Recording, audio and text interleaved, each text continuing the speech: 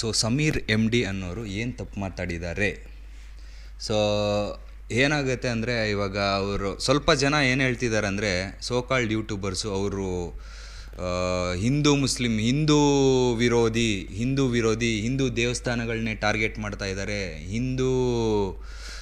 ಎಲ್ಲ ಹಿಂದೂನ ಟಾರ್ಗೆಟ್ ಮಾಡ್ತಾ ಇದ್ದಾರೆ ಅಂತ ಅಪಪ್ರಚಾರ ಮಾಡ್ತಾ ಇದ್ದಾರೆ.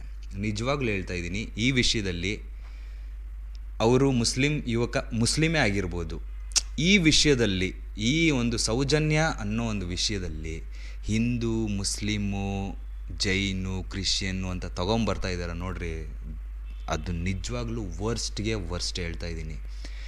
ಈ ವಿಷಯದಲ್ಲಿ ಆ ಹುಡುಗಿ ಮುಸ್ಲಿಮೇ ಆಗಿರ್ಬೋದು, ಅಥವಾ ಹಿಂದೂನೇ ಆಗಿರ್ಬೋದು, ಕ್ರಿಶ್ಚಿಯನ್ನೇ ಆಗಿರ್ಬೋದು, ಯಾರೇ ಆಗಲಿ ಗುರು, ಯಾರೇ ಆಗಲಿ, ಅನ್ಯಾಯನೇ ಅಲ್ವಾ. ಒಂದು ಹುಡುಗಿಗೆ ಈ ಥರ ನಡೆಯೋದು ತಪ್ಪಲ್ವಾ? ತಪ್ಪು ಮಾಡಿರೋರಿಗೆ ಶಿಕ್ಷೆ ಆಗಲೇಬೇಕಲ್ವ. ಅದು ಬಿಟ್ಬಿಟ್ಟು ಬೇರೆ ಯಾರಿಗೋ ಶಿಕ್ಷೆ ಆಗೋದು, ಇದನ್ನು ಈ ಥರ